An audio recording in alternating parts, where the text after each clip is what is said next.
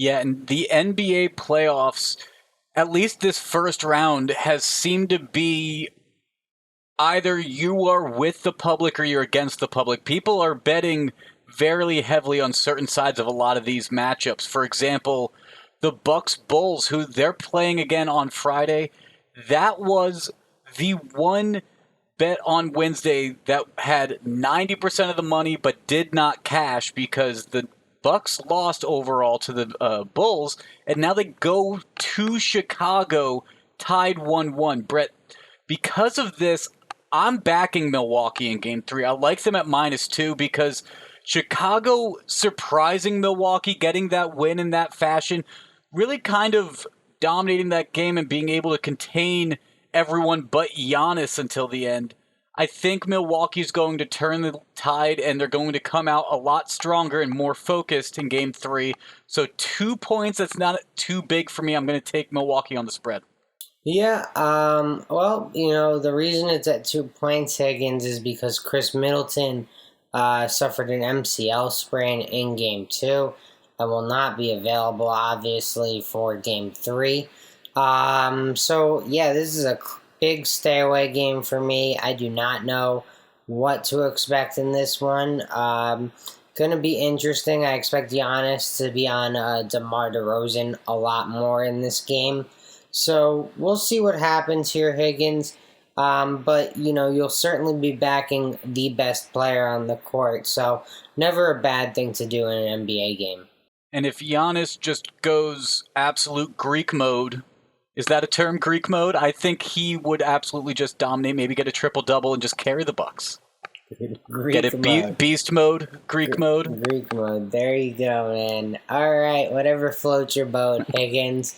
I try. Speaking of boats, this game is now going to be actually in Atlanta, but Miami, there are boats there.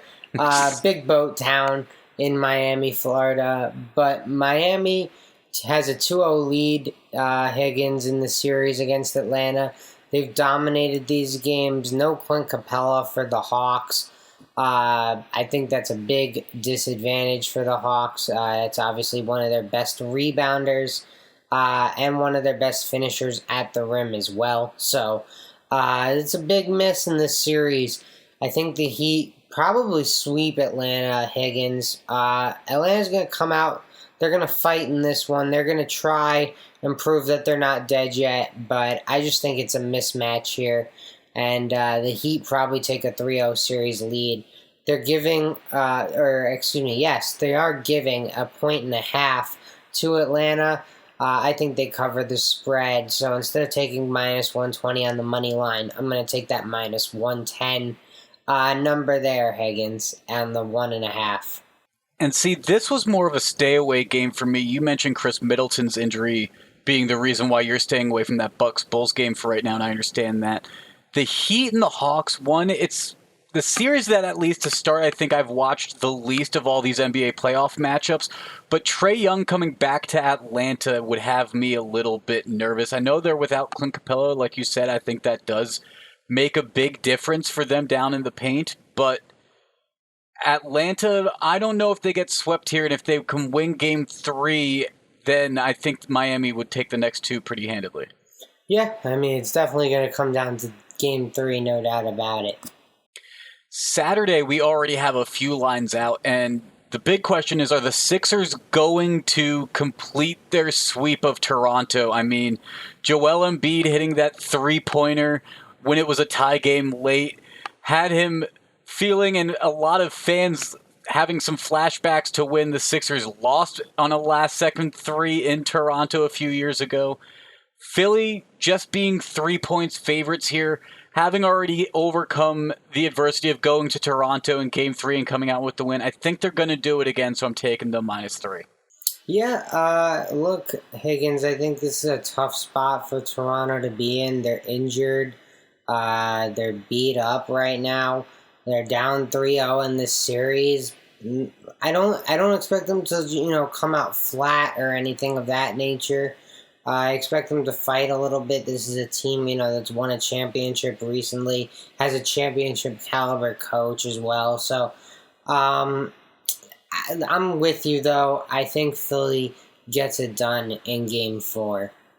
And if the Sixers can come out rested from this series with a sweep, it'll set them up, especially considering that the Bulls were able to steal one from the Bucks to tie that at 1-1 right now. And Boston surprisingly sending it to Brooklyn at 2-0. I still have a feeling that Celtics-Nets series might even go a full 7, but Brooklyn needs to respond on Wednesday or on Saturday, excuse me. I'll probably be on that game somewhere on Saturday. I can't make heads or tails of it right now as of Thursday night, though. I gotta wait till closer to game time. Yeah, I think that's fair, Higgins. We'll see what happens. It'll be an interesting game.